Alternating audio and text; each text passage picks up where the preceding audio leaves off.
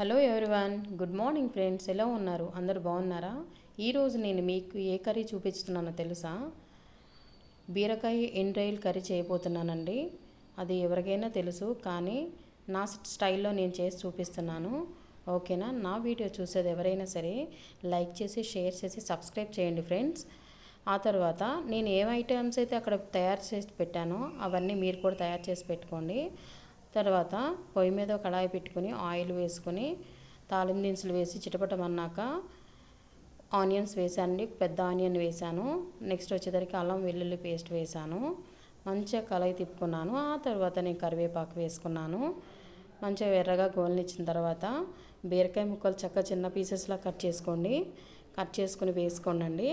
మీరైతే ఎంతమంది ఉంటారు మీ ఫ్యామిలీలో అంత చూసుకొని ఎన్ని రొయ్యలు ఉంటాయి కదా, బాగా కడిగేసుకొని అందులో వేసుకుంటుందండి. మంచిగా కడిగేసుకుని నానబెట్టుకోండి.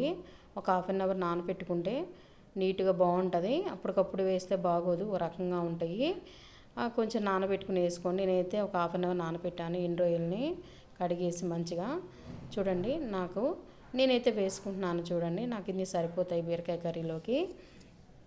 కానీ చాలా బాగుంటుందండి. సీ ఫుడ్ చాలా మంచిది ఆరోగ్యానికి. కానీ మా వాళ్ళు తక్కువే కానీ తినేది, నేనైతే ఇష్టంగానే తింటాను. చాలా ఇష్టం అండి. చూడండి, ఎలా వేగిన తర్వాత నేను వేసుకున్నాను. మంచిగా కలయి తిప్పుకోండి. నెక్స్ట్ వచ్చేసరికి సాల్ట్ వేసుకున్నానండి.